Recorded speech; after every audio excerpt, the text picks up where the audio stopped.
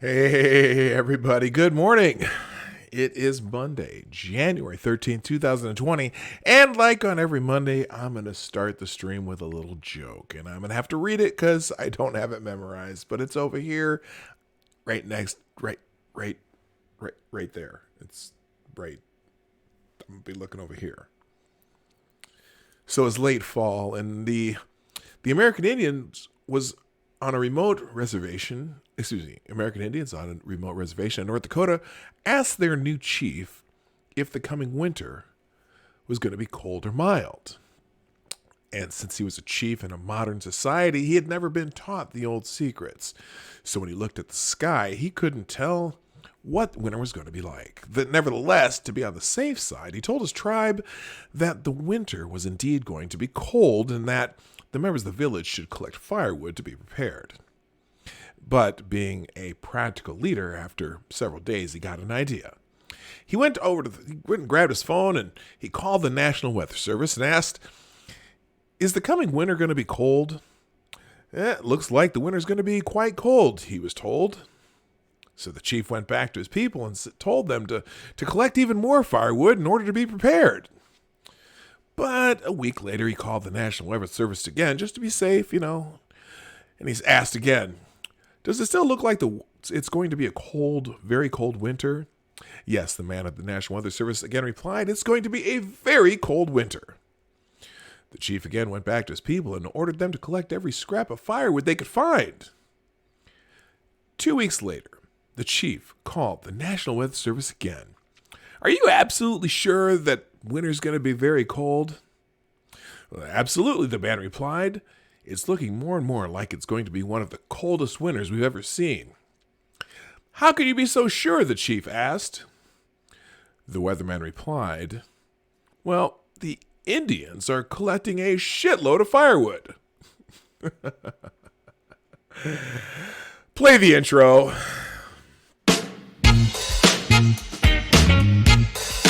Ladies and gentlemen, coming to you live from the Lucky Dog studio in a hidden location somewhere in the upper Midwest of the United States of America, it's a brother making his own way but with all the wrong opinions. Welcome to the Morning Night Live with your host, yours truly, PDawg Night. And stop the music. Good morning, everybody who's just rolling in. Welcome to the Morning Night Live. It is another week, and another week in the brand new year, the brand new decade, the second decade of the century, or the third decade of the century. I always forget the third decade starts with 20 or 21 or whatever, however you want to do it. I don't care. Anyway. Good morning. I'm glad you're all here. Let me say a quick hello to everybody who's already in the chat.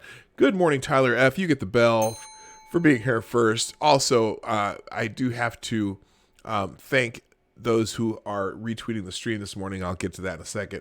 Good morning, Necrosaw Collins, Chicago Mike, Green Thunder Demini, Zero the Hero, Irish Rose, Smarty Bear, Wandering Lisa, Jaeger Pony. Hey, how you doing, man? I haven't seen you in a little bit. Well, I have, but I haven't.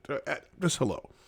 And good morning to Cynical Lindsay, Bob H., Mr. Dax, Becca Farley, Renovatio, and I think that's everybody who's in the chat so far. And also, if you're out there lurking, I am glad you're here. So today, I'm going to focus a little bit on what's happening in world news. If you've been paying attention over the weekend, there's some protests that show.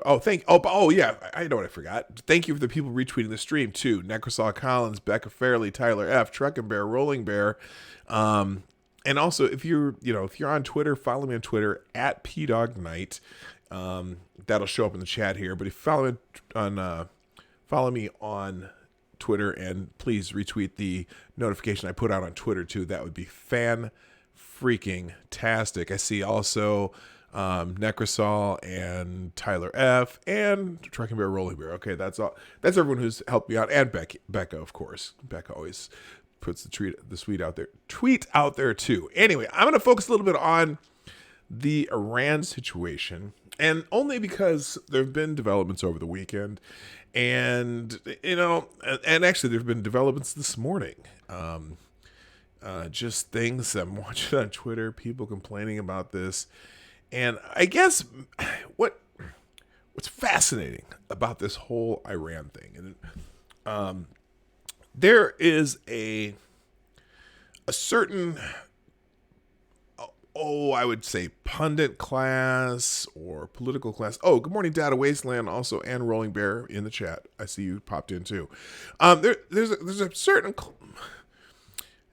certain group of people who seem to think that this entire series of events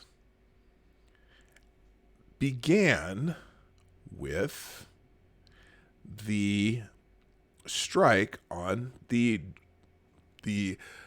highly revered general Qasem Soleimani. And it seems as though people seem to forget, well, there was an attack on an embassy in a U.S. embassy in Iraq, which by international law is considered sovereign land. Okay, so it was an attack on our sovereign land in that little tiny circle around the embassy in Iraq. There have been several attacks in the region by Iranian-backed forces and militias. There have been several years of attacks on American soldiers via the use of IEDs, which Soleimani is pretty much the man responsible for all that. And, it's not like this is something new. And so I know that I keep hearing the word assassination when it comes to Qasem Soleimani. And I kind of get where that could be used as, I don't know, as a way to make this all Trump's fault. For example, because as you know, a situation changed with that airline, that Ukrainian airline, right? The Iranians confirmed that their military shot down that airliner. It wasn't a crash. It wasn't mechanical failure. It wasn't anything, but their military mistakenly shot it down. Now, in Iran, the government decided finally, after 3 days of hiding evidence and telling people something else, they finally told the people in Iran that that's what happened. And now some Iranian people are protesting their own government because, you know what, Iranian citizens were on those planes.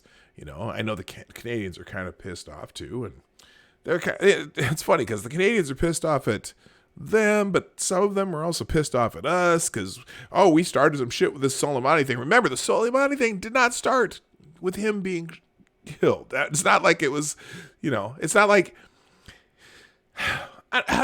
let's put it this way. You know what? I don't remember having an uproar when they killed Osama bin Laden. I don't remember hearing an uproar when they killed Muammar Gaddafi. In fact, I don't even remember the uproar when they killed, when Trump killed al-Baghdadi. Who's your daddy? Okay.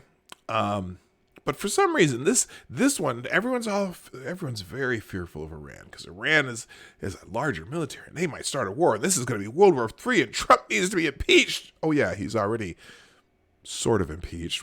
We'll talk a little bit. If we get to that, we'll get to that. But it's amazing. It's amazing just how some people are. This is all Trump. This Iranian airplane, Ukrainian airplane. That's ironic, isn't it? Isn't it ironic that it's a Ukrainian airplane that got shot down by the Iranians? Now that impeachment's all about Ukraine. But this Ukrainian airplane being shot down by Iran in their airspace, coming out of one of their airports after they cleared this airplane for takeoff, and then their own military mistakenly shoots it down. Somehow, it's Trump's fault. And not everybody thinks that way. There's certainly people out there, even people who dislike Trump. There are some that are saying, no, you can't blame this on the actions of the United States. Although a lot of them want to, and I tell you, the usual suspects are. But anyway, so let's get into that a little bit. So first of all, let's talk about the.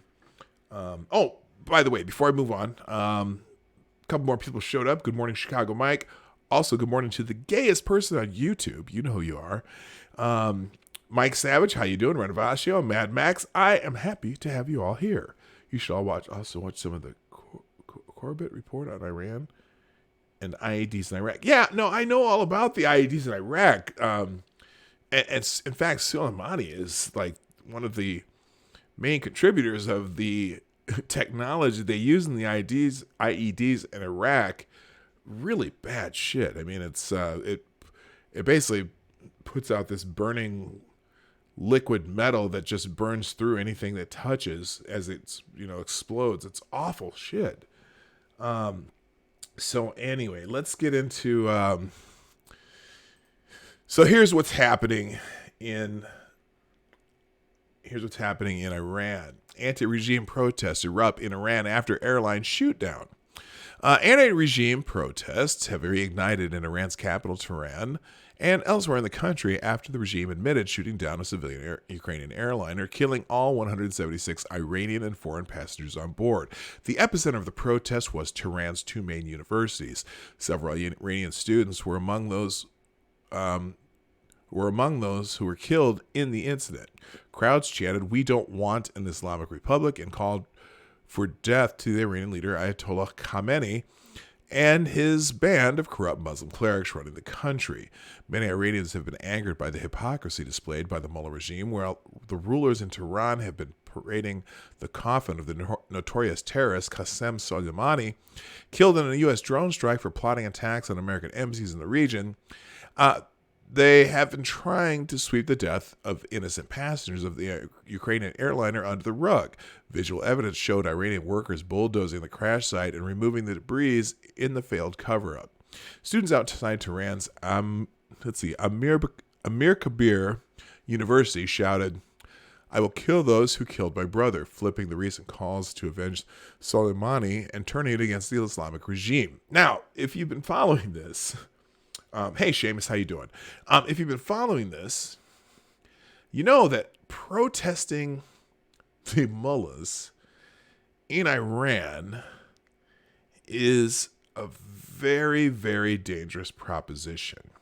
And if they've in the last protests when they were protesting the rise in fuel prices, it was a month ago maybe.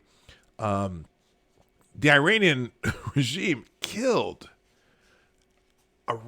between 1,000 and 1,500 protesters. I mean, killed them. And even in the protests, these more recent protests, there's police out there shooting people with live rounds. Now, apparently they haven't killed anybody yet. At least that I haven't seen any reported, but I've seen footage of them shooting people in legs, trying to do non-lethal enforcement of not protesting the mullahs. But I'm telling you, right, shouting death to the mullahs, that carries a death sentence. Radio Free Europe reported the reignited protests. Reports coming from Iran via social media indicate protests that began earlier in the afternoon in the capital, Tehran, spread to several other cities. Around 5 p.m. local time, hundreds of students and others gathered in front of Tehran's Amir Kabir and what the hell was that? And Sharif universities this January 11th to protest against the regime's deception to the public about the Ukrainian airliner that the Revolutionary Guard shot down on Wednesday. The rallies were called by students yesterday who said in their statements they were going to mourn the victims of the plane crash and light candles for them. Among the victims of the plane crash there were 26 alumni of various Iranian universities. Reports received around midnight local time indicated noisy protests continuing on Tehran University campus, with students students chanting, "Down with the dictator." Videos posted on social media showed the protesters chanting slogans such as "Liars, liars," "So many years of crime," "Down with the supreme leader," "Shame on the Revolutionary Guard," "Leave the country alone," and "Down with the dictator." There's also interesting footage how they in Iran, one of the biggest insults you can have is have your shoe or the bottom of your shoe either shown to you or touching something. And so they paint flags of Israel and the United States on the ground. And here's an interesting thing where the students were refusing to step on the U.S. and Israeli flags. Here's some footage of that. Let's see. Let's click this real quick, and maybe we'll be able to make this bigger. So this is fascinating. Watching the students. It's a little blurry, but you can see the students walking around these flags. Now some don't. Oh! کجا؟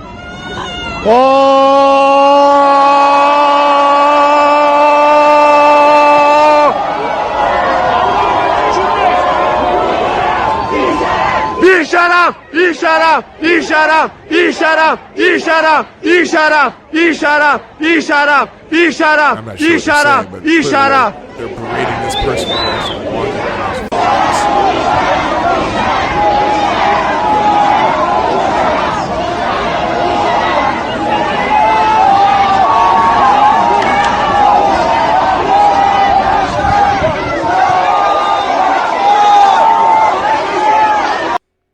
Anyway, so that's some pretty fascinating footage.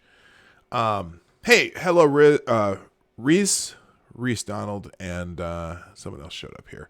All right, so anyway, that's so that's fascinating. As courageous Iranian men and women took to the streets last night, U.S. President Donald Trump warned the regime against staging another bloodbath. Quote, "The government of Iran must allow human rights groups to monitor and report facts from the ground and the ongoing protests by the Iranian people," he wrote on Twitter. I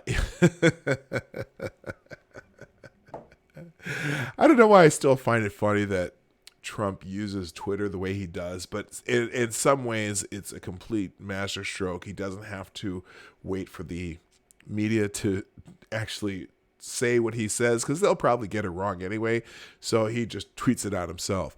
In contrast to the response shown by leading Democrats and mainstream media at home, President Trump appears to have gained popularity in Iran for taking out the country's most dreaded terrorist. President's tweets garnered 250,000 likes, becoming the most favorited Farsi language tweet in the history of social media. Yeah, he tweeted it out in Farsi. That's the other thing too, which is pretty interesting. President Trump again tweeted early Sunday telling the Iranian regime to refrain from using violence against protesters. Quote, "To the leaders of Iran, do not kill your protesters," he said. "Thousands have already been killed or imprisoned by you, and the world is watching. More importantly, the USA is watching. The Iranian regime killed more than 1,000 people while quelling the anti-regime protests that began in November, the U.S. State Department estimates. Iran's Islamic Revolutionary Guard Corps, the IRGC, and regime loyalist militia deployed helicopter gunships, machine guns, and snipers against unarmed protesters. Around 7,000 people have been reportedly thrown in prison for speaking out against the regime in those demonstrations, according to UN sources. So, and this just goes on and basically tells you, there's some more video, but I'm not going to show you that. But now, the reason I named this this stream "Who Do You Trust" is because there is some conflicting information about what's coming out of Iran. Before I get to that, let me just do my daily spiel. Before I do that, even before I do that, good morning, Augusto Pinochet in the chat, and Chadwick Dupree, aka Dammit Chadwick. All right, so my spiel of the day, as always, thank you for joining us in the Morning Night Live. We're here Monday through Friday, 10 o'clock Eastern, 9 o'clock Central. And the Morning Night Live is brought to you by you, the viewers of the Morning Night Live. Please, if you'd be so kind to share this stream or video, depending on when you're watching it, share this out on social media. You can click the arrow down below. That'll take you to whatever social media you want to send it to, Facebook or Twitter or whatever. And share this. We're trying to grow the channel and even put more people in the have more people to chat every day. We get new people each day. It's a lot of fun. Also, if you like what we do, hit the Morning Light Live. Hit that like button, okay? Or PDawg, you have permission to hit the dislike button. Or if you really dislike it, hit the dislike. I'm not real concerned, but let me know you were here by hitting a like or a dislike. Interaction is king. And if you'd like to do super chats or donate to the cause, we do have a Streamlabs link in the description down below. And also, there's specific dollar amounts for specific alerts that pop up on my screen. If you're curious about those, do one of those unusual dollar amounts and see what happens. It's kind of cool. And what was else? Oh, and also follow me on Twitter at PDawgKnight. All right, let's keep going here. It's hard to distinguish who to trust on some of this stuff in Iran. So I've been kind of looking on Twitter and trying to figure out, okay, who actually has connections to Iran that may have even more little bit of inside information. I came across one thread by this gentleman named Yashar Ali. And he is, he's from New York Magazine. He's from the Huffington Post. So let's just say he's not on the right by any means. But he's written a couple different threads on this. So I want to kind of go through those because he has relatives in Iran. So I think it's important to listen to people who actually have connections to Iran. I had another thread the other day. Let's see, who was the other day by? Real quick, let me figure that out. Who was it here? Yep, I might have accidentally deleted it. Majid Nawaz, who's also Majid Nawaz. He's a little more on the conservative side. Yashar Ali's on the liberal side, but I think it's important to listen to people who know or have people in the region. So we're going to go through this thread because I think this one's really important. I think you need to hear this. And if you're not on Twitter or haven't seen this, I'm even going to put a copy of it in the chat. But this is one of the threads that I think is important. There's another thread that I think I forgot to bookmark, but it's funny. It was saying that these student protests were manufactured. And so maybe I'll be able to find that, but this one's more important to me right now. So here we go. So this morning I woke up to dozens of messages from families and friends in Iran. Okay, so he's Iranian descent and has family and friends in Iran. Right now, Iran is a tinderbox internally. As some of you know, there are protests mostly around the anger that Iranians feel towards the government after they admitted IRGC shot down the Ukraine Airlines aircraft. Iranians who are protesting and all the family and friends I spoke to who live in different parts of Iran are furious that they were lied to for 3 days about the cause of the plane crash. The Iranian government lied left and right about where the plane was headed. What brought down the plane? The Iranian government completely mishandled the plane crash, destroying evidence of the process. Iranians are in the street calling for the death of the supreme leader, something that could get them executed. Iranians are in the street calling for prosecution, saying Soleimani is a murderer, telling leadership of the Iranian government to resign, and saying that Trump isn't the problem, that the Iranian government is. To say that these protesters are brave is an understatement.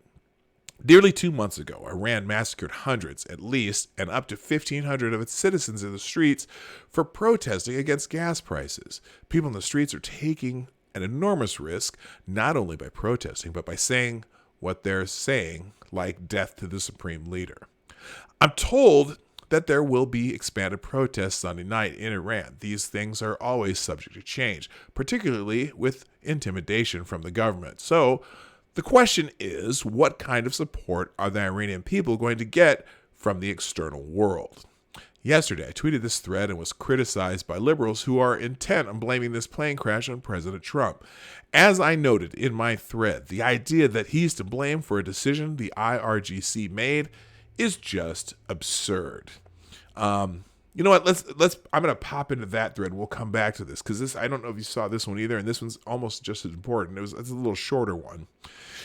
The idea that the U.S. is to blame for the Iranian military shooting down a civilian plane in its own airspace is patently absurd. Mistakes happen, but the fog of war is not to blame here, and the Iranians need to take responsibility for not shutting down civilian air traffic.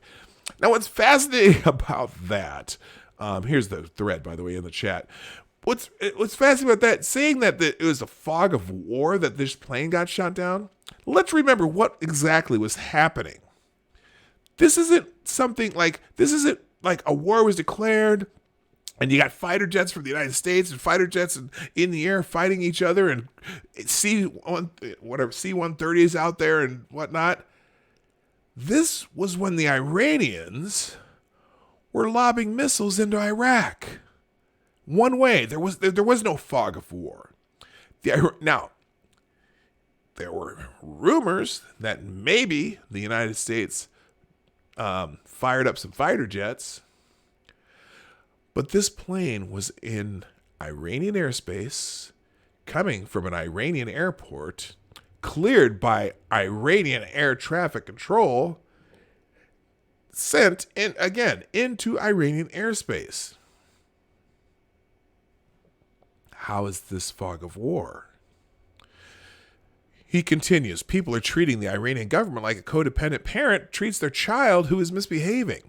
No accountability for Iran in terms of against the accidental missile strike against civilian aircraft. It's someone else's fault. A lot of Americans saying it's Donald Trump's fault. I beg to differ. Hey, Dark Island, Peter Allman. I did see you pop in. Good morning. It's important to note that this didn't take place the night Soleimani was killed. This took place the night Iran chose to strike back. They could have grounded civilian aircraft, but chose not to. I know it's Twitter, but it's remarkable how people are incapable of separating blame here. They can't say it was a strategic error for the U.S. to kill Soleimani, but what the hell was Iran doing allowing civilian aircraft to fly while they were bombing a U.S. airbase? Iranians are furious with the government for lying about the cause of the plane crash for days before admitting that it was shot down. They're calling them liars here, and they're demanding accountability. So that was the beginning of the protests. So he continues in this other thread. And while the Iranians aren't a monolith, there are 80 million people in Iran. You don't see Iranians blaming President Trump for the crash in which citizens were killed. They're blaming the IRGC and the Supreme Leader for a series of horrific mistakes. I've gone through some of the most active and prominent liberal Twitter accounts, and none of them are mentioning the Iran protests today. These same people were actively tweeting about wanting to avoid war and attacking Trump for his decision. What happened? And why? And that's why, and this is Lee again, and that's why I tweeted this earlier today. In this context, Iranians are being used by certain people on the left, I didn't say all, as a tool to attack President Trump. But these same people don't seem to care to support their right to protest. And he was referring to this tweet he had earlier. Right now, the right and the left are both using Iran and Iranians for their domestic political purposes, and it's quite disgusting.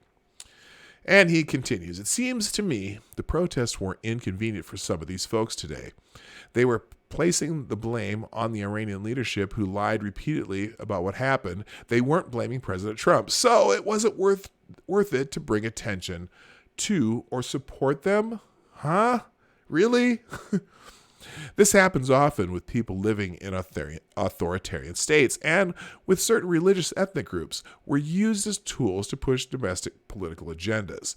We're told what to feel and think by people with no connection to our country and have no idea what they're talking about. Now, the the first response I see to this is the kind of shit that he's talking about.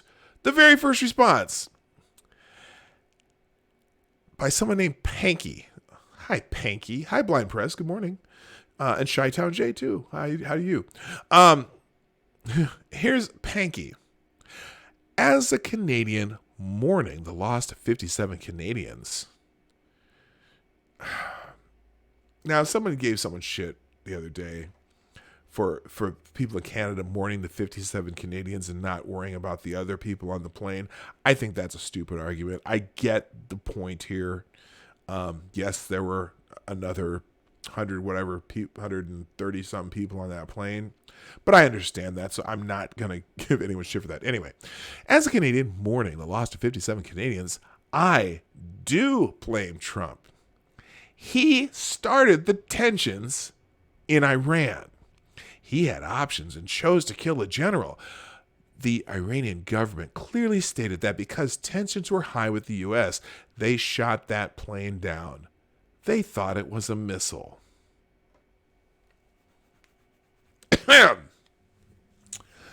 Okay. Trump started tensions with Iran?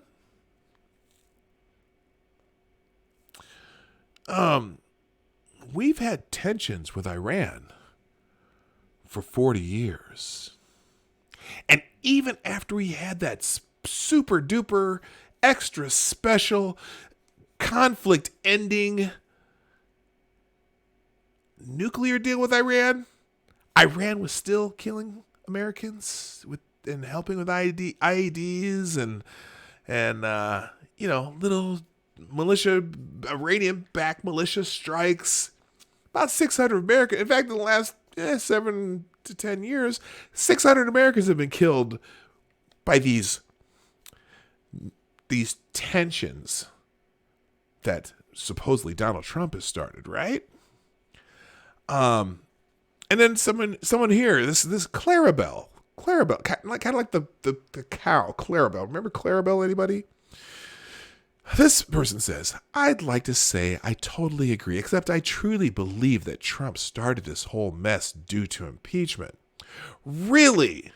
Did he plan the Iranian-backed militias to attack a U.S. embassy and try to set it on fire and get inside? Did he plan that? Because remember, just before we killed Soleimani, that little incident happened. He started it due to impeachment? Did he pay the Iranian-backed militias to come attack our embassy, which is, by international law, sovereign land? I don't think so. But she continues, do I blame Iran? Hell yes. Do I think if Trump wasn't impeached, he would have not started this? Hell yes. Blessings on your friends and family. Well, I'm pretty sure there would have been a response to the embassy being attacked and recent soldiers being killed in Iraq by these Iranian-backed militias. Now this is interesting. There was growing anti-government protests in Iran happening just before the assassination of the general. The funeral appeared to show shift it to unity. The terrible mishandling of the airplane incident recatalyzed the anti-government sentiment again. If Trump had left alone, plane not shot down.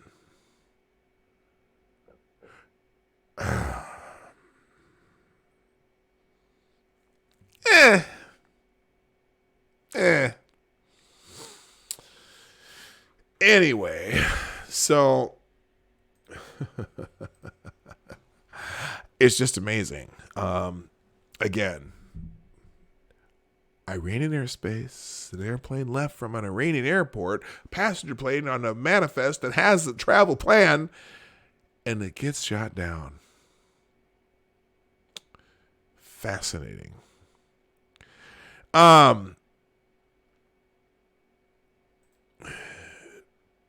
Now, so continuing in this vein, for some reason, Pelosi decides to downplay the Iranian protests, and I'm not really sure why. On ABC this week today, or this Sunday, she's like, but there are different reasons that why the people are in the streets. Appearing on ABC's This Week, House Speaker Nancy Pelosi downplayed the massive outbreak of protests taking place in Iran. Asked directly if she supported the protesters, Pelosi waffled on about different reasons why the people are in the street. By contrast, President Trump took to Twitter with a stern warning in Persian for the Iranian government. Do not kill your protesters. Thousands have already been killed or imprisoned by you, and the world is watching. More importantly, the USA is watching. So here's Nancy Pelosi. We get there. We're seeing now demonstrations in the streets of Iran against the regime. Do you support those protesters, and would it be a good thing if they brought the regime down? Well, the protesters are protesting, as I understand it, this brand of protesters about the fact that that plane went down, and many students were on that plane, and these are largely students in the street. I think the Iranians should have not had commercial flights going off when there was. They're calling at the regime for lying. They're saying death to Khamenei as well. No, well, whatever it is. But the fact is this: there were protesters in the streets before against the regime. After the taking out of Soleimani, there were protesters in the street joined together, as you know, against us. That wasn't good. Taking down this plane is a terrible, terrible tragedy.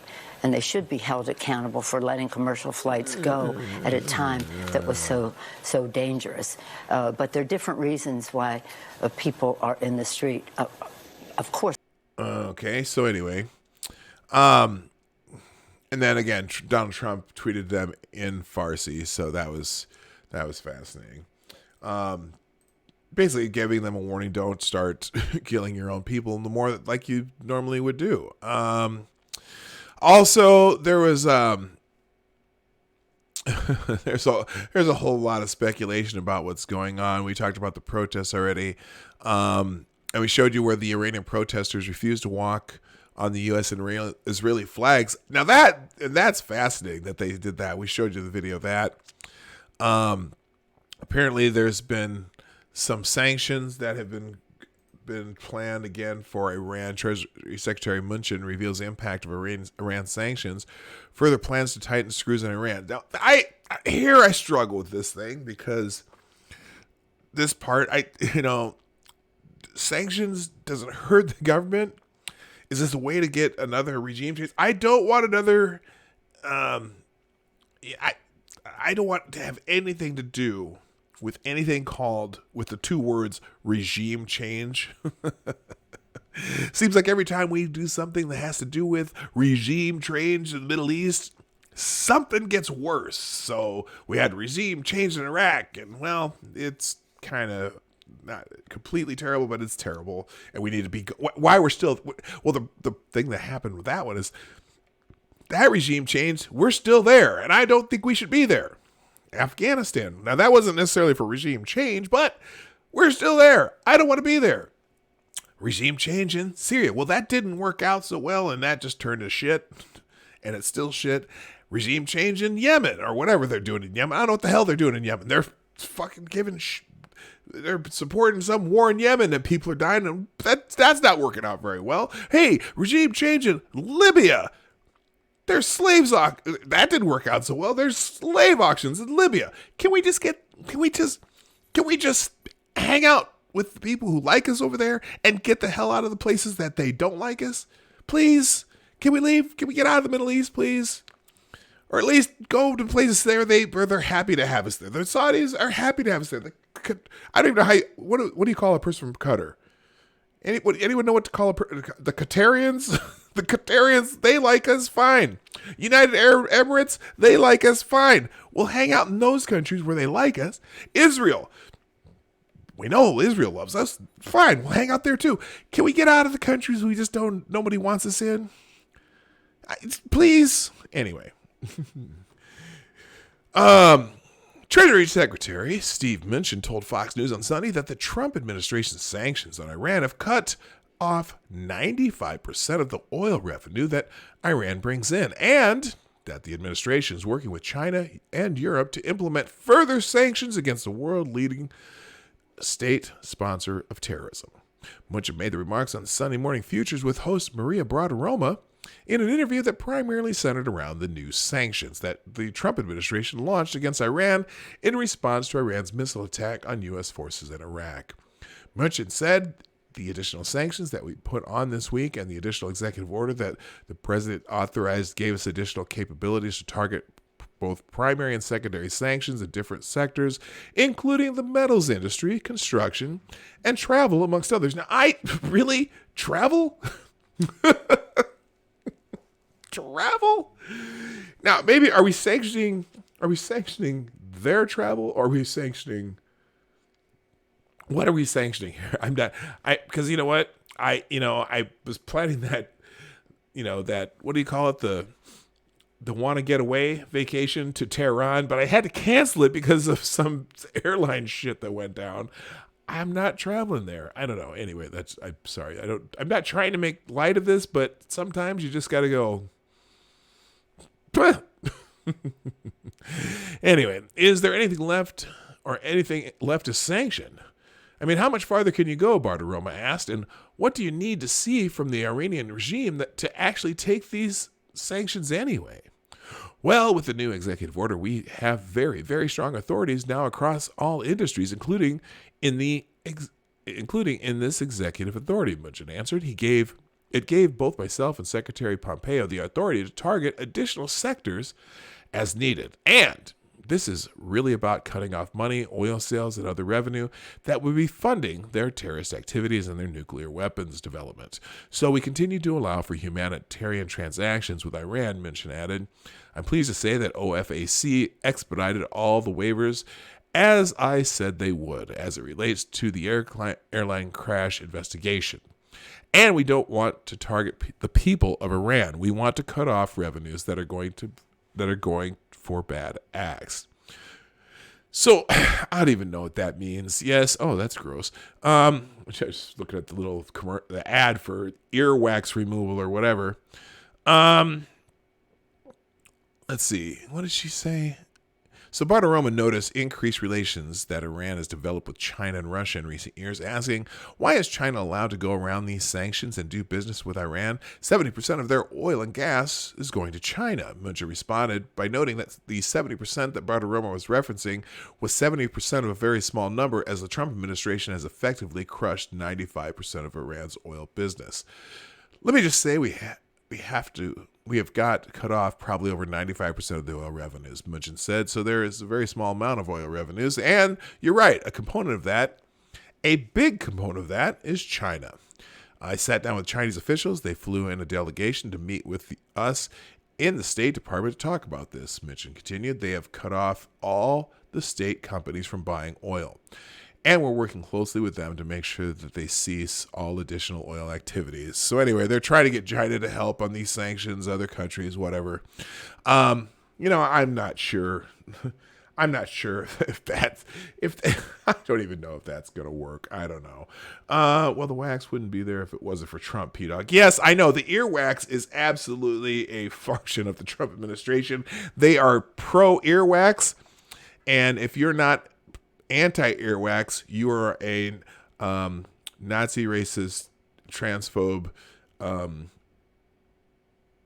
don't know, whatever else. I can't think of any more words to do that, but anyway. So anyway, that's the scoop on Iran right now. Yeah, that's just fantastic, eh?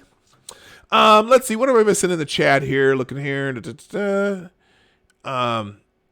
Let's see. So Nancy, you hold them accountable for letting commercial flight go, but not for them shooting innocent people out of the sky. Good job. At least that aspect I agree with Nancy.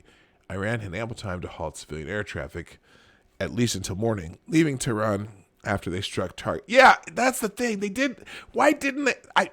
If you know you're going to do this, wouldn't you halt commercial air flight? I just don't get it. I really don't. Now,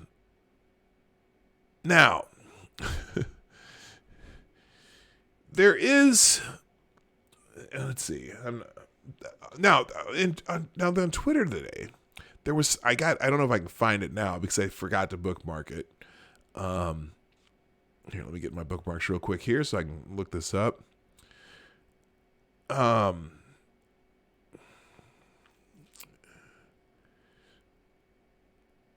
on a second here. Sorry about this. Yeah, I did not bookmark it. There's another. I wanted to show you the other thread, though. The thread that was suggesting that the current protests in Iran are super small and that they're kind of like pushed by American CIA forces or some shit like that because of how they were being, presented. But there are people in our own country that say stupid shit, and one of them would be a CNN anchor named Erin Burnett. Yes, she's Miss Brilliant here. So let's see, let me get this in the middle of the screen. Let's see, is that it? Nope. Let me get it in the middle of the screen and I'll push it. There we go. All right. So apparently CNN anchor suggests Iranian death to America chants aren't seriously meant. Interesting. CNN anchor Erin Burnett said Thursday night that Iranian chants of death to America might not actually be seriously meant. And this earwax commercial's here again. God, it's gross. Anyway, Burnett made the remark while interviewing Republican Ohio Representative Mike Turner, who brought up that Iran itself continues to have even its entire parliament chant death to America. You know what? You just got to see it. I'm just gonna play it. I laughed when I read it or saw it, and I'm just gonna show it to you. Here it is. The video of the prior attack that's happened on the Baghdad embassy. We all watched the flames and the smoke that was boiling out of the embassy in Baghdad as a result of the attack that occurred there. So I don't think reporting or even speculating on what Iran has been threatening. I mean, Iran. Look at her while he's talking. I kind of look at her, and she just looks so. She didn't even want to talk to him. She does not want to hear this, and she just keeps. But listen to this. Itself continues to have even its entire part. In fact, you could tell that she's just figuring out how she's going to counter this instead of just hearing it and asking questions. She wants to counter this. Just look at her face. To chant death to America. It's not as if it's a surprise that Iran has been coordinating and targeting American interests. I want to tell you. Well, I will say, I was in Tehran when they were chanting death to America once. I was at a rally. The people couldn't have been more friendly to me personally as an American. It sort of felt like a thing and a trope as opposed to anything that actually was seriously meant and considered. Well, I understand your point, Aaron, but having been there, my experience was Aaron, quite your entire life, Iran, pretty much your entire life, just by a few years, has chanted death to America. And they have taken actions against Americans, American interests, and in ways that are lethal, killing Americans, giving weaponry to people who have intentions and who do kill Americans. So it's not just a slogan. This obviously is something that Iran has. Look at the doubt in her face, though. She's just like, this is nothing. We're the ones who are wrong. Systematically continued to do. It's part of their seeking weapons of mass destruction in their claim to want to wipe Israel off the face of the earth. These are real threats from the leadership of Iran, even though, and I'm glad you had a safe and a warm response. The people on the street may be different than those who are controlling their military. And that is true. I'm curious if she was wearing a niqab when they were chanting death to America. And they were friendly because she was wearing a niqab. Maybe that was it. Maybe she was just covered head to toe and all you could see were her eyes. And maybe they thought she was one of them. So the military mean it. Yeah, so she just wants to talk. It's just incredible to me how I don't know. I don't think that they take it seriously. And right now, it seems there's certain outlets that they're so focused on whatever we can do to prove that Trump is bad, excuse me, Orange Man, that whatever we can do to prove Trump is bad, that's the only thing that matters to them. It's just weird. I mean, it's not, I mean, I remember, I was around during Reagan, and yeah, there were fewer news outlets, obviously, at the time, but it wasn't like they spent their whole time just trying to prove Reagan was bad. And I think that Trump beating Hillary Clinton just broke them. They're all a bunch of Kathy Griffins. They dedicate, I mean, it's funny because I was thinking about this earlier, and whenever I see on Twitter, when I ever see a post by the Washington Post, I'm at a point now where I just immediately disregard whatever's in the headline. And I shouldn't do that because I'm sure that the Washington Post does decent reporting for certain things. But if it's a Washington Post article that has anything to do with Trump, and for the last 3 years, I don't think the Washington Post has had a single positive article or editorial about the president, about anything. And even things that other outlets have given him credit for.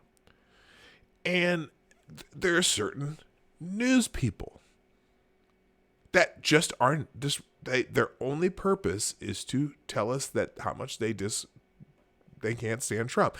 Now, I'm fine that you have disagreements with him politically. That's, of course there's going to be disagreements politically. But this isn't even about that. This is strictly about how they want to put nefarious intent on everything he does. And it's constant. It's just funny. Well, it's not funny. It's somewhat sad, actually. And, I'm sure it's also frustrating. All right, let's get into impeachment a little bit, because that's something I'd like to talk about on here, and spend a little bit too much time on Iran as far as I'm concerned. Let's see. So apparently the president, hang on there. I'll go back here. Apparently we're supposed to get the impeachment, articles of impeachment sent to the Senate this week, in theory. And President Trump would like Nancy Pelosi and Adam Schiff as impeachment witnesses if they have witnesses. Now, the big point of contention is that they don't, they're fighting to make sure that they can have witnesses, and the, so supposedly, when you have all these hearings in the House of Representatives and have, you should already have had all your evidence, right? Because that's supposed to be how it works. And apparently they want to draw it out by having more witnesses, and the witnesses that they couldn't wait for. Oh, speaking of them not be able to wait, I do have one thing bookmarked that you got to see. Because remember how it was so urgent? I mean, absolutely urgent that they go forward with impeachment, because the president is a dangerous person, and absolutely, I mean, it was like impeachment was so urgent because they couldn't wait any longer, right? But now it's been almost a month since they voted on impeachment, and they haven't taken it to the Senate. I thought it was urgent, right? Well, here's a little montage for you. This is great. I like this. Remember when impeachment was urgent? Do you remember that? Do you remember when impeachment was urgent? He is openly seeking foreign interference in the 2020 election, and he poses a continuing threat to our national security and to the integrity of our elections, to our democratic system itself. It's a clear and present danger, I think, to our democracy, and the timing is really driven by the urgency, and that is a national security issue. national Yes. security. It's about urgency. It is urgent. It is urgent. Urgent. Oh, it got stuck. Hang on a second. Let me unstick this here. Uh-oh. I may have to refresh. Oh. There's a sense of urgency. Nothing could be more urgent. Urgent. Urgent. Urgent. Urgent. Urgent. Waiting for Pelosi. House Speaker Nancy Pelosi, who is holding back those articles of impeachment and holding back the articles. Saying she is not going to move at this point. She's sort of losing leverage here. Yes, I will get a music strike on this one, but A number of Senate Democrats are saying, time's up, come on, give us these articles. Angus King, an independent from Maine, Chris Murphy, who's a liberal from Connecticut, Joe Manchin, a moderate from West Virginia, all on record saying it's time, Nancy Pelosi, to send us the articles. House Speaker Nancy Pelosi is still holding on to the articles of impeachment. Without, the support of her party in terms of holding the line on this, it looks like she's holding an increasingly losing hand. urgent. It's urgent. Emergency. Urgent. Emergency. Urgent, urgent, urgent, urgent. Emergency. Urgent, urgent. Okay, it wasn't that urgent. It isn't that urgent that I should be singing old ELO songs, but hey, just how we do here. Every once in a while, I break out in a song and I can't help it. So anyway, good morning, Richo, by the way. Good morning, Maniac Man. Good morning, Dark Isle and Chicago Mike. And anyone else? If I miss anybody else, Peter Almond, how you doing? I see you're here. I think I might have said hi already, but I try to hit everybody when they come in. And also to you lurkers, you know I love you, man. You know I love you. All right. So anyway, so the urgency apparently doesn't seem so urgent, but now, now that House Speaker Nancy Pelosi has decided that she's going to maybe bring them over this week, now we got an article here that Trump wants Pelosi and Schiff as impeachment witnesses. The House Speaker, Nancy Pelosi, said Sunday that senators will pay a price if they block new witnesses in Donald Trump's impeachment trial, but the president quickly retorted that she and House Intelligence Chairman Adam Schiff, Mr. Schiff for brains, should also testify. The House plans to vote this week to transmit the articles of impeachment to the Senate. What do you mean they're voting to transmit the articles of impeachment to the Senate? They already voted to transfer the articles of impeachment to the Senate. They just haven't sent them. But apparently they're going to vote. God. Now they're going to vote to send the articles of impeachment to the Senate for the historic trial on charges of abuse of power and obstruction of Congress, which is not a thing. Yeah, couldn't wait for the court to make a decision on some witnesses, so it was urgent a month ago. Over Trump's actions towards Ukraine. It will be only the third impeachment trial in American history. It's about a fair trial, Pelosi told ABC this week. We've done a good job. We have defended the Constitution of the United States. We would hope the Senate would do this well. She warned, now the ball is in their court, and either do that or pay the price. Trump tweeted right before and after Pelosi's appearance, in both instances using derisive nicknames. Oh, that's new. He never gives anyone a nickname. He said both she and Schiff, for brains, should appear in the Senate for testimony. He must be a witness, and so should she, Trump tweeted. The president also rebutted Pelosi's suggestion that no matter what the Senate does, the House vote last month means Trump will be impeached forever and for life. Yeah, whatever. So was Bill Clinton. And you know what? He's still riding on other people's airplanes, so to speak. Why should I have the stigma of impeachment attached to my name when I did nothing wrong? Trump tweeted, calling the House action a totally partisan hoax. It is unlikely that the Republican-controlled Senate will call either Democrat to testify in the president's impeachment trial, which could start as soon as this week. The Democrat-run House is set to vote this week to send the articles of impeachment after Pelosi ended a more than 3-week delay.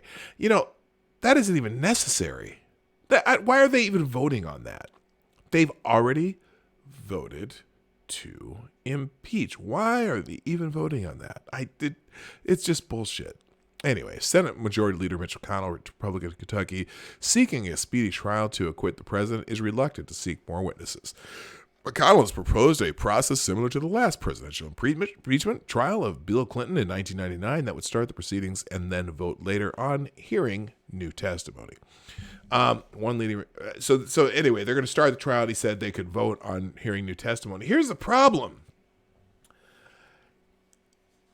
They're already supposed to have an airtight case of evidence ready to go from the House. That's what the impeachment part is, and the trial in the Senate should be using the information they had. Now, they already have. Now, if there's brand new significant information that they failed to get, like up to the minute stuff, great. But the testimony they want is from people that they should have got already. And if they didn't feel like they were getting cooperation, the obstruction of Congress is the more dubious one, because the so-called obstruction of Congress is because the president in a co-equal branch of government is asking a third branch to referee the conflict between the other two co-equal branches of government, the executive and the legislative. So they asked the judicial branch to be the referee in their dispute, but it was too urgent. It was urgent. Emergency, urgent. Emergency, urgent, urgent, urgent, urgent. Emergency, urgent, urgent, urgent, urgent. And now we have articles of impeachment that still aren't there. Good God. Lindsey Graham has predicted the trial would end in a matter of days. Yeah, I don't know why that's. And now this is another. Okay, I'm referring to the ad right now that's in the middle of my screen. What? 60 obscene vintage ads. Try not to grasp at these funny ads from the past you won't ever find today. That's it. Okay, I just picture of whatever. In a Fox News Channel interview on Saturday, Graham dismissed Pelosi's tactics, saying the delay would have no effect on calling new witnesses or the expected outcome, acquittal by the GOP-controlled Senate. Yeah, they're not going to get 20 Republicans in the Senate to vote to remove Trump from office. So, dumb gamble ain't working. Sorry, folks, but that's how it goes. Also in impeachment news, apparently, interesting. So now there's a small group of Senate Republicans who are kind of pushing for that witness thing that Nancy Pelosi wants. Apparently, a small group of Senate Republicans working to allow Trump trial witnesses. President Trump's Senate trial may have witnesses after all. Senator Susan Collins on Friday confirmed she is working with a fairly small group of fellow Republican senators to ensure witnesses can be called. We should be completely open to calling witnesses, Collins, Republican Maine, said Friday, the Bangor Daily News reported.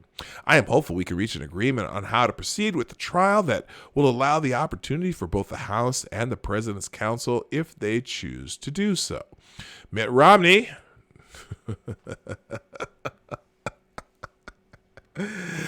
Mitt Romney, sort of Republican from Utah, has also had recent conversations with the Senate's minority Democratic leadership.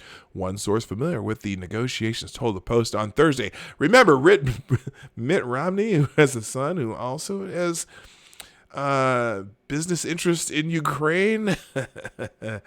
Great. Hello, Kessler.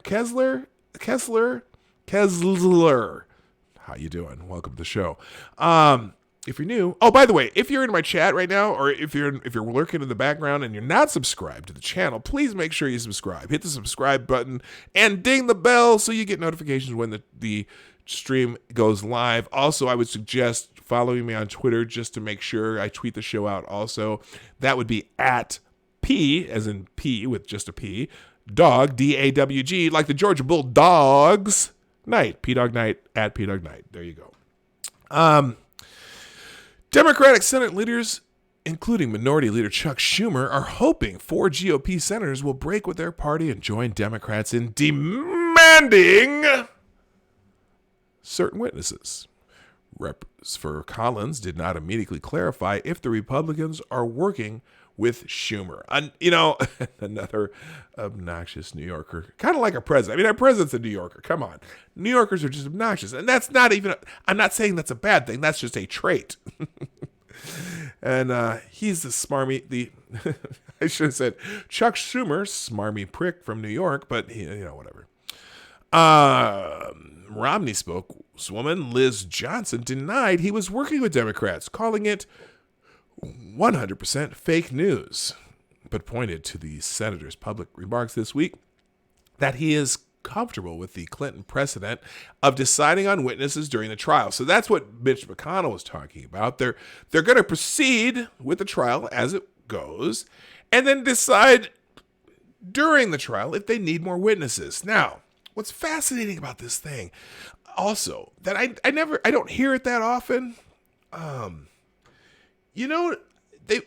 this whole thing with the pause of aid, and I didn't really know this until I didn't notice this until recently, and they went through all this mess in the House. They were talking about how Trump held the aid, and it was supposed to be because they was holding it because he wanted them to do us a favor, as in our country a favor, as in checking, dealing with some corruption issues, but of course Democrats saying it was to interfere in our elections, which that's just a narrative. That's a media narrative that they put out there, and they put it out in their talking points to the media, and the media all fell in line. Okay, because they've already had, you remember in 2016 when the WikiLeaks things came out and they said, oh yeah, there's some people who are specifically working with the media. Well, they're just all doing it now, more in the open. But, I didn't even realize, so they had this pause in the aid. And so when Congress approved the aid to Ukraine, which is aid that, remember, they weren't getting under President Obama. Just saying. I mean, if it's a national security issue, then why wasn't President Obama giving them the aid? But I digress. When they approved the aid, the deadline, the aid wasn't even supposed to be given until like later that month, the month they actually released it. So this hold on aid. So okay, let's put it this way. The aid was supposed to come here. I'll do it on this side. The aid was approved. Okay. And then over here, there's the aid deadline. Okay. Now, when it was supposed to actually be given, this hand. When the aid is supposed to actually be given here, right? So, but the pause happened here, and the pause went from here to here, but the aid was scheduled to be released here, meaning it wasn't even due to be given yet, even though, and the Ukrainians didn't know it was being held. Just curious, that's the part that drives me nuts. But anyway, I'll do one more story on this, and then we're going to get into Twitter trends because it's that time.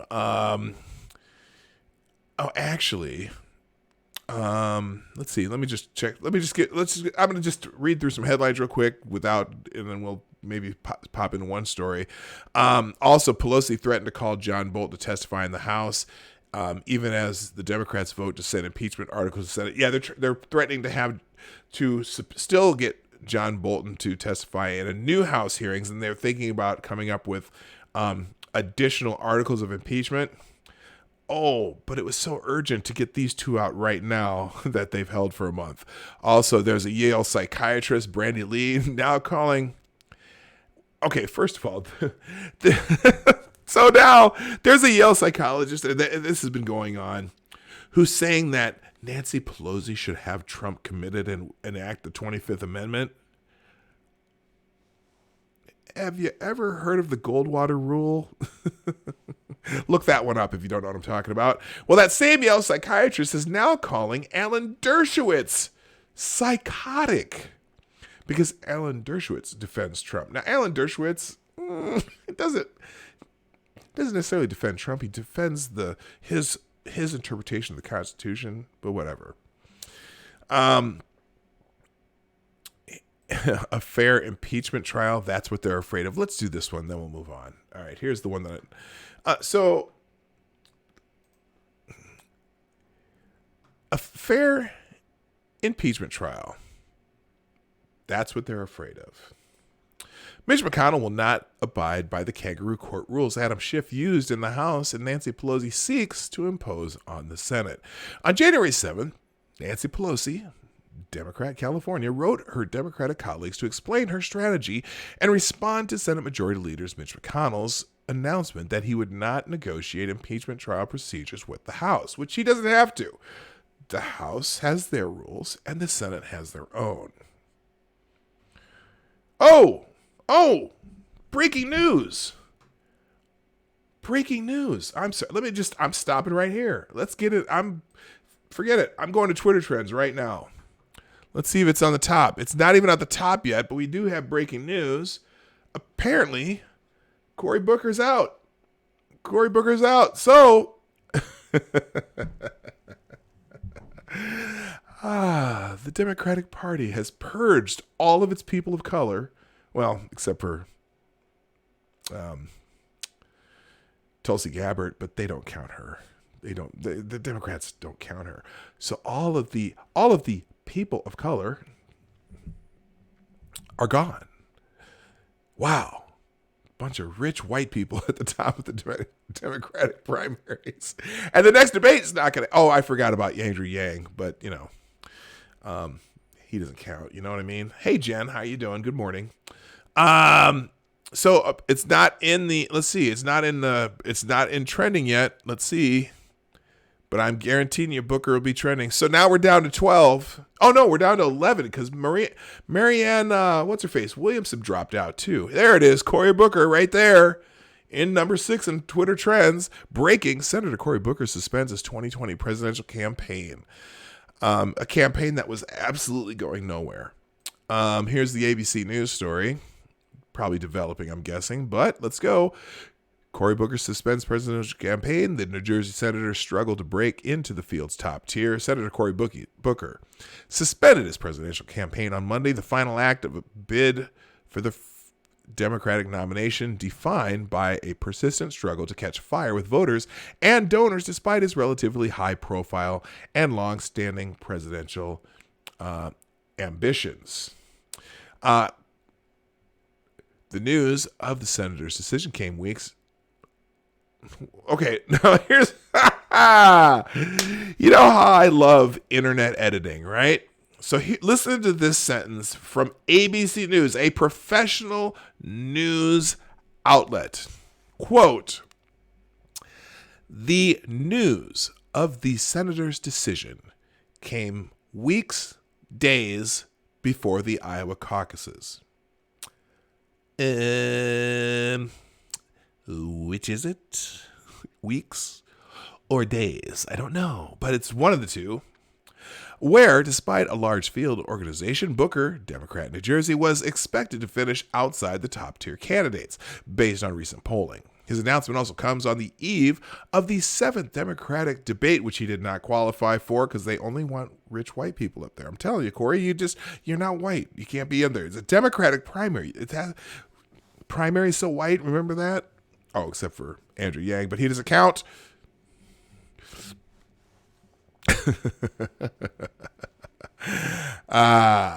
Which he did not qualify to participate in due to a lack of qualifying polls toward Democratic National Committee polling thresholds, according to ABC News analysis. It's with a full heart that I share this news, I've made the decision to suspend my campaign for president, Booker wrote supporters in an email, echoing the sentiment in a video. It was a difficult decision to make, but I got in this race to win, and I've always said I wouldn't continue if there was no longer a path to victory. He went on, our campaign has reached the point where we need more money to scale up and continue building a campaign that can win. Money we don't have, and money that's harder to raise because I won't be on the next debate stage, and because the urgent business of impeachment will rightly be keeping me in Washington. So I've chosen to suspend my campaign now, take care of my wonderful staff, and give you time to consider other strong choices in the field. Okay, so whatever. He was going nowhere quickly. Now, the other part of that this other thing with impeachment, and maybe this is just me making up a conspiracy theory, because you know how they love conspiracy theories, right? Good morning, Shake Your Lodge, by the way. And Selly Toys, I see you popped in too. Here's my theory on this whole impeachment thing and Nancy Pelosi holding on to the articles of impeachment until this week. Just run with this, okay? Do y'all remember in 2016? Is it 2016? I think it was 2016. When Bernie Sanders was running for the nomination for president of the United States. And we kind of figured out, you know, Red Chaos Street, I did not even see you. No, Yang did not drop. I'm just saying that he's might as well be a rich white guy. Anyway, remember during 2016, Bernie Sanders and Hillary Clinton were vying for the nomination for the president of the United States, and it just was weird that all the super delegates were kind of, were all swinging Hillary's way, right? And that's in a couple states, that was what did it, because clearly Sanders won more votes from just the plain old dirty people, right? But the Democrat had this system of super delegates, and we thought, it just seems weird, it's like Bernie could have some traction. I didn't think he was going to win the nomination anyway, but he could have had a little more traction and a little more say once they got to the Democratic National Convention. But then we find out through WikiLeaks that the Democratic National Committee kind of had a little pact with Hillary Clinton, and they kind of had this little, they had this arrangement, so to speak, and all the money was kind of controlled by, what's her name, Hillary Clinton, and Bernie Sanders was kind of, because remember how I complained? They always talk about, Trump supposedly colluded with the Russians, and Russians stole some shit and gave it to WikiLeaks and yada, yada.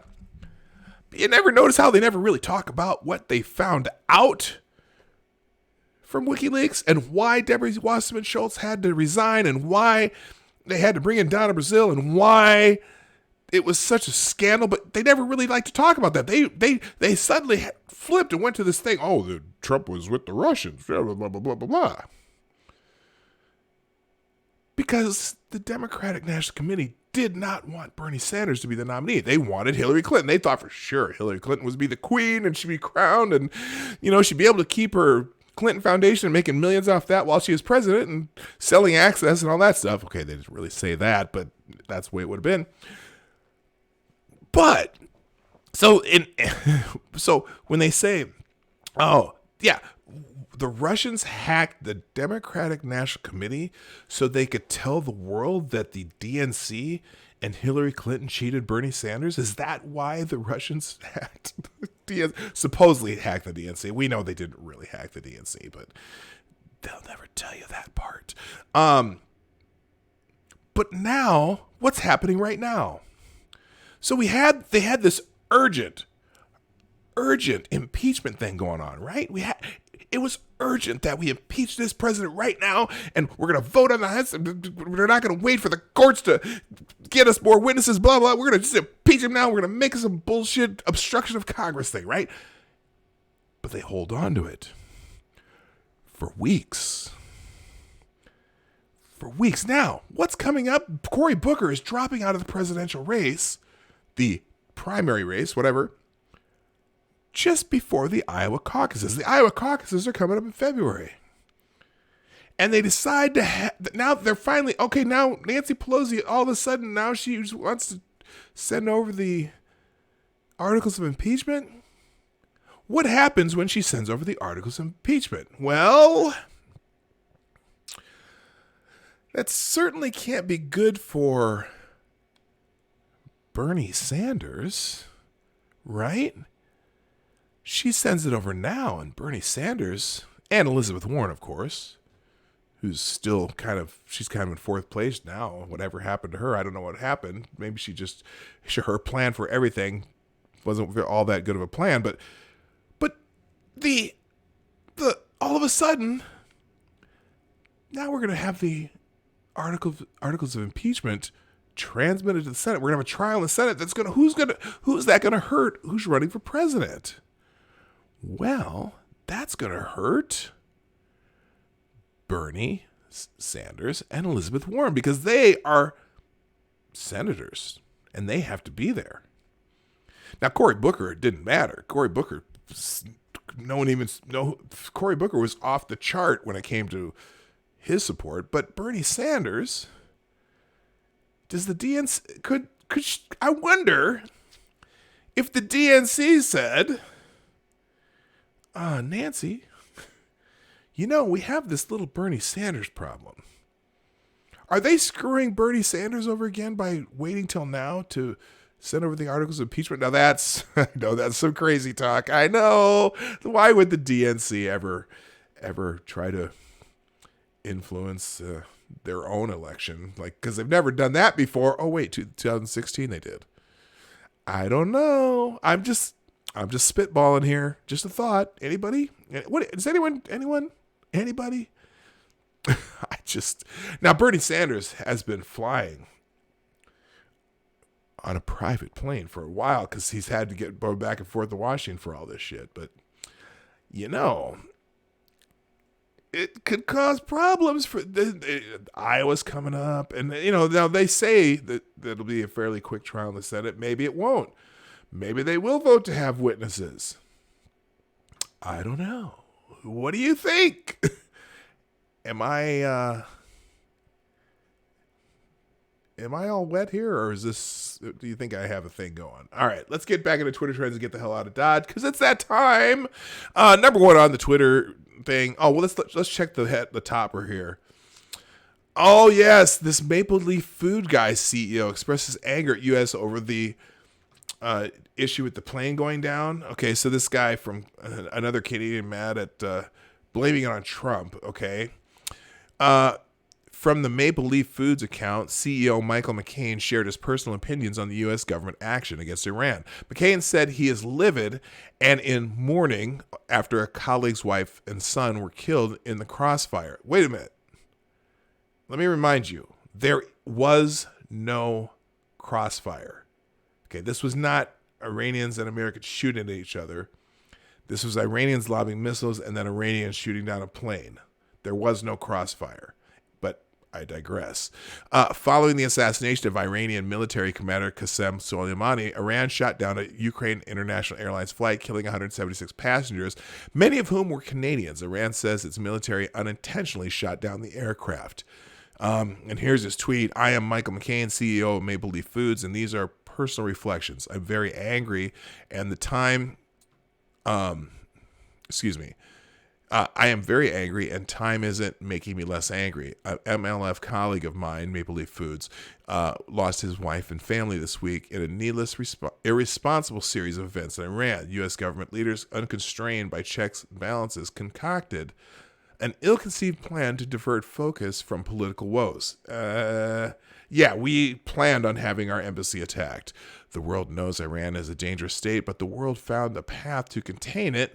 Not perfect, but by most accounts, it was the right direction. Well, it wasn't for the United States. I'm sorry that's just a fact.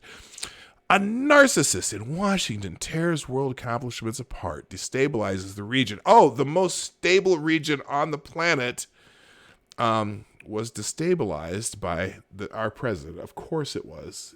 How long have we been in war there? Almost 20 years? U.S. now unwelcomed everywhere in the area, including Iraq. Tensions escalated to a feverish pitch, taking out despicable military leader terrorists. There are 100 like him. No, there's not. That's just it. He was unique in his mission, which is not even necessarily part of the government of Iran. It's more of it's more of an agreement between the Iranian military, because they're not technically not part of the government, but it's an arrangement, and it's God. Anyway, this general is very unique. Standing next in line, the collateral damage of this irresponsible, dangerous, ill-conceived behavior. 63 Canadians needlessly lost their lives in the crossfire. Again, he uses that word crossfire. No, it was not crossfire. Including the family of one of my Maple Leaf Foods colleagues, his wife and 11-year-old son, which is sad. I mean, I absolutely mourn for your friends, but let's not misplace this blame. And then the other case is apparently Maple Leaf Foods in 2008. Someone's bringing up that they killed 23 Canadians due to some issue with some product that they had.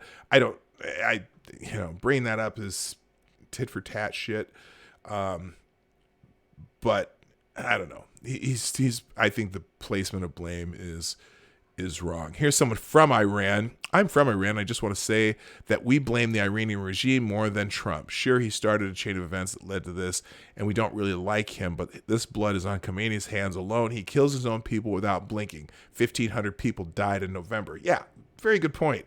They don't care who they kill.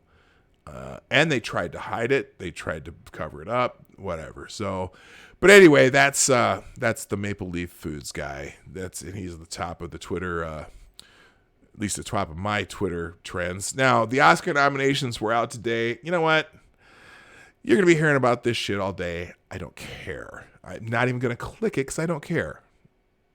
Am I going to click it? I'm not going to click it. Should I click it? Oh, Cory Booker already moved up to number 2. I bet he'll be number 1 really quickly. Oh, God. Do I click it? Fuck, I'll click it. What the hell? Anything that I care about? Announcing this year's Oscar nominations with John the Cho next Monday. Oh. Little Women deserved its Best Picture nomination, but it's sad to see Greta Gerwig get snubbed for Best Director. Okay. I can't do it. We'll talk about it later, because they're going to be talking about who got snubbed, and the women directors are all going to get snubbed, and blah, blah, blah, blah. Who cares? Cory Booker's trending number 2. We all know why. Goodbye, Cory Booker. I never thought you'd be president, but I thought you had a chance to be the number 2. Even when you dropped, nobody really knew your name, but I hope that you can fix your life with some glue. Seems to me you lived your life like a... Okay, never mind. We don't need Candle in the Wind. Number 3 is Monday Motivation. Shall we be motivated? Let's do one little good Monday motivation. I'm just saying. I'll watch the Oscars if they let Ricky Gervais host it. They're not going to have a host. The Oscars has decided to no longer have a host. And I think that's too bad. I think they could find somebody to host it with dignity and pride. And yet they chose not to have a host. They're going to have kind of that, like they did last year. They had the kind of round robin of people just talking and shit. I don't care. Moving on. Monday Morning Motivation. Let's see. Oh, this is Bryson Gray. Bryson Gray is the dude who did the MAGA challenge. He invented the MAGA challenge. If you don't like this country, you can leave. Please retweet and tag someone, because Twitter is suppressing me hard, but they can't stop it. This is Bryson Gray. MAGA gang, CAD gang, same thing. Look, yeah. If you don't like this country, you can leave. If you don't like this country, you can leave. They talk about socialism, please shut up. They say keep it PC, but now I'm about to cut up. Black, white, and brown, I'ma still call you my brother. And if you a woman, you a daughter, you a mother. I'm support the real, I don't care about your color. Say the truth, why they trying to take our freedoms from us? We got Al Baghdadi. Tell Miss Clinton this is not no Benghazi. It's crazy watching Democrats defend Soleimani. Telling people that I strapped up, so don't try me. They trying to take your guns. Control the flow of information. They feeding you fake news. Just how they started the nation. Now your kids I'm gonna support. just cut that off just in case I don't know if I'll get a strike for that. I don't know. Who cares? But anyway, Bryson Gray that's his Monday motivation. Here's my motivation of the day though. A kiss can do the miracle of the day. If you like, please retweet. I'll retweet that. Dogs and cats, baby. Dogs and cats. Moving on. Greta Gerwig is trending because I think she's the director of Little Women, and apparently she didn't get nominated as Best Director. So there'll be certainly some misogyny involved in that. No Greta Gerwig Oscar nomination for Little Women is my villain. Excuse me, origin story. My gosh, my stomach's telling me to, whatever. Todd Phillips over Greta Gerwig. Bust that TV down. Oh, turn that shit off. Okay. You're going to be hearing a lot about Greta Gerwig today. Lupita is also trending. Lupita she's, what the hell? There it is, Lupita. Lupita Nyong, Klaus, and Scarlett Johansson. Let's see. Lupita is also a nominee. I don't know how to even begin to unpack Cynthia and Elvira being nominated for Harriet. And this is no shade to her, but Lupita being snubbed for Us, it's just so telling. Oh my God. People are mad. Okay. Black Twitter is going to be all over it. Women Twitter is going to be all over it. It's going to be all the women who got snubbed for Oscars. Everyone's going to be pissed. Number 7 is Trust Bernie. Oh my, Trust Bernie. Remember, in fact, what's the name of my stream today? Who do you trust? Well, apparently, hashtag Trust Bernie is maybe the answer to my... That's... Oh, hell no. Anyway, if you had listened to leaders like Bernie Sanders, we wouldn't be facing such a difficult short timeline to address the climate crisis. I trust Bernie because he has always been ahead of the curve on the issue, even when it led others to mock him. Bernie Sanders says climate change is the biggest national security threat, I'm assuming, to America. Let's see. In 2016, I was a baby organizer tasked with turning out students for Ilhan Omar. Bernie Sanders turned out thousands of students who became delegates for Ilhan. They were the big reason we won. I trust Bernie to build our movement so we can elect more Rashidas, AOCs, and Ilhans.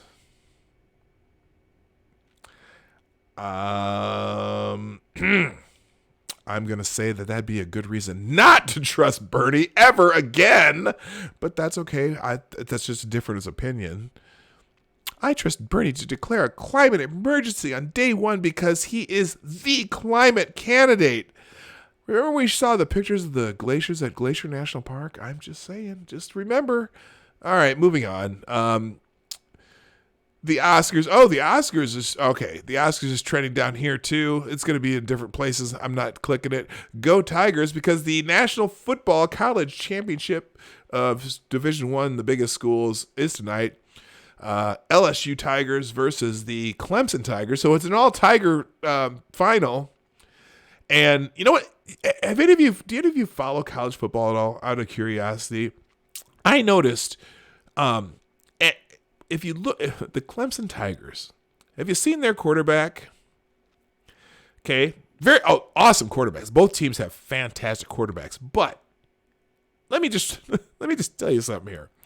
I rate prostate. How you doing? I see you there.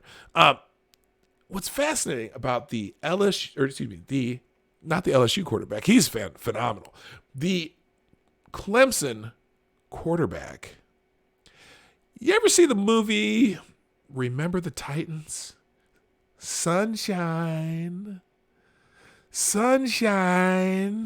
Every time I see the Clemson quarterback on TV, I every time I see him, I think to myself, Sunshine. Because he has that long blonde hair like the dude in Remember the Titans, but they didn't make him cut his hair this time. But I think that kid who was on that Titans team did end up playing for Clemson. I almost positive. So it's kind of funny that the new Clemson quarterback is also looks like Sunshine. All right, moving on. Todd Phillips is trending number 11. I think that has something to do with what? Todd Phillips pulling up the Oscars with 11 Oscar noms and $1 billion movie, knowing the media tried to make Joker fail with fake controversy. Yeah, Todd Phillips was the director for Joker. Joker got 11 nominations: Best Picture, Best Directing, Best Lead Actor. Probably will clean up. It's so funny though, people are still mad over Todd Phillips over Greta Gerwig, whatever. So there you go. That's interesting because it was a movie that didn't cost that much, probably the biggest most profitable movie of the year. And it's got 11 Oscar nominations. Founders Day for I think it's a sorority, isn't it? Yeah, Delta Sigma Theta. It's a traditionally black sorority. Today is their Founders Day, so a lot of Deltas are out there tweeting about Founders Day. Spartacus is trending because Cory Booker's out. Goodbye, Spartacus. I didn't vote for you at all, but I don't miss you at all either, because I don't really care. All right, Spartacus. Taron Egerton, something like that. Okay, in 2020, the Academy forgot that the following people exist. Adam Sandler. Why would did Adam Sandler do a movie that he was actually good in? Because he has a couple that he was good in. Like, I thought he was great in 50 First Dates. I mean, actual acting was pretty good. I mean, normally he's a terrible actor. He's just the same. He's Adam Sandler in every movie. But I thought he was good in 50 First Dates. I thought it was one good movie where he's actually a good actor, even though I enjoy almost every movie he is in, because I kind of enjoy his humor. I think Happy Gilmore was great. I thought his remake of The Longest Yard was, even though it was a terrible movie, I thought he was pretty good in that, funny. I mean, but he's still Adam Sandler in that movie. But 50 First Dates, I thought he did some good acting. Anyway, they forgot Adam Sandler, Lupita Nyong'o, Aquafina. That sounds like a bottled water. Jennifer Lopez, Taron Egerton, Christian Bale, Eddie Murphy, Robert Pattinson, Jimmy Fallon. Okay, Willem Dafoe. What? They forgot all these people. Why? Oh, what movie was? What? Oh my God, who knows? Anyway, big snubs. Okay, all the snubs here. Okay, so people are going to be talking about who got snubbed. Whatever. Hair Love. This has got to be a Black Twitter thing. It is. Congratulations to Matthew Cherry on your Oscar nominations for the best animated short, Hair Love. Oh, okay. I've never even seen that. That's interesting. I've never heard of it. Movie called Hair Love. Probably talking about natural hair in the Black community and whatnot. So, all right, good, cool. I might actually check that out. It might be interesting. That's a Black thing. You wouldn't understand. Moving on. Aquafina, Senator Booker, Cynthia Enviro. I'm pretty sure that's an Oscar snub too. Oscar, Cynthia. Cynthia Enviro is the third person to receive acting and song nominations in the same film. Okay, that's cool. I'm not sure what the movie is. The Black British female nominated 2 whole Oscars, but not worthy of any BAFTA nominations. Woo, the institutional racism. See, you just can't have an award show without hearing about it. All right, moving on. Let's see. Adam Sandler is getting praised for his performance in Uncle Gems. I saw the trailer. It looks good, but it's jarring seeing Sandler in something that's not goofy. Yeah, like I said, he's occasionally... Oh, you know what the other one? What was the one? The movie it was such a terrible movie, but I just loved it. Something like something about Zohan. What was that movie? Oh my God, he was hilarious. But I just like that kind of humor. Anyway, so finishing up, number 19, Nancy Pelosi fake news. Apparently, Donald Trump tweeted something. The corrupted Dems trying their best to come to the Ayatollah's rescue. Democrats 2020. Oh my God. That's just what's okay? The Foo, my friend the Foo, Politibunny, who writes for Twitchy. Nancy Pelosi's terrible and horrible, no good, very bad. 2020 gets worse following her Iran protest 2020 comments on This Week. Yeah, we looked at that at the beginning of the show. You can check it out. All right. Anyway, and finally, trending number 20 is the national championship in collegiate football tonight. Again, Clemson Tigers versus the LSU Tigers. So you can't go wrong saying go Tigers. Although you have to spell it differently if it's for LSU because they spell it Geaux. But don't mess with the Zohan. That was the movie. Thank you for reminding me, Tyler F. And I just thought the movie was funny. It was, it's just so many funny things in that movie that I just loved. But all right. So anyway, thanks, gang. We're going to call it a day. If you've enjoyed what we do, make sure you hit the like button on the way out. Nice to see a bunch of people in here today. The show grows every week. I love it, but the reason it grows is because you guys help me out. You hit that, you click that share button, and share it on social media. And again, like it gives you a lot of choices. It gives you Facebook, Twitter, Blogger, Reddit, Tumblr, Pinterest, LinkedIn. You can do it by email. You can send it to, even send it to MySpace if you want. I don't know. Send it somewhere. Let people know you're here. And especially if you're watching this after the fact, or you're watching the beginning of the show because you missed the beginning, make sure too that let me know that you were here. If you weren't here during the show and you're watching after the fact, please leave a comment down in the comment section. Just say, hey, PDawg, I was here. Okay, that's plenty. Also, I didn't get to thank a couple people on Friday when we had Hard Bastard on the show. So I'm gonna just redo the super chats from that day. Here's one of them, and that was from Willie Fisterbottom, donated $2.23, and says coffee time, because as you know, I always have a cup of Reparations coffee with me. I just didn't announce it today, but I always have some Reparations coffee with me. Thank you, Smugs McLeod, for subscribing. I appreciate you coming by.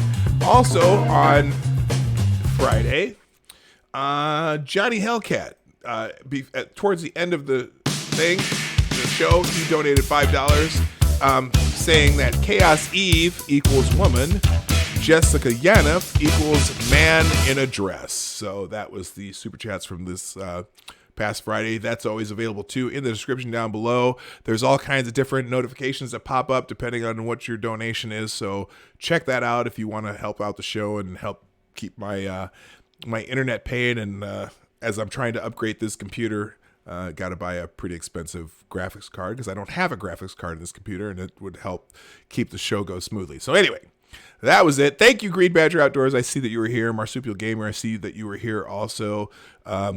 Irish Rose, I noticed that you're here too. So thanks for coming in. But I got to go. And that's just how it goes. My name is PDawg Night. And I'm out of here. Have a great day. See you tomorrow. 10 o'clock Eastern, 9 o'clock Central, 3 p.m. GMT. Bye-bye. Hey, this is PDawg Night, and thank you for watching today on the PDawg Night channel. If you have an observation or remark you'd like to make about this video or my channel, I absolutely welcome you to write it in the comment section down below. I really look forward to hearing from you. And before you go, if you like what you saw but you're not already subscribed, please make sure you hit the subscribe button and definitely click that bell that pops up afterward so you'll be notified when I post new videos or when we go live. I broadcast my live show, The Morning Night Live, Monday through Friday at 10 a.m. Eastern, 9 o'clock Central. A special thank you to all supporters of this channel who share our videos on social media and who make donations through the Streamlabs link, which is also in the description down below. Thanks again, and until next time, I'm PDawg Night, and I'm out of here.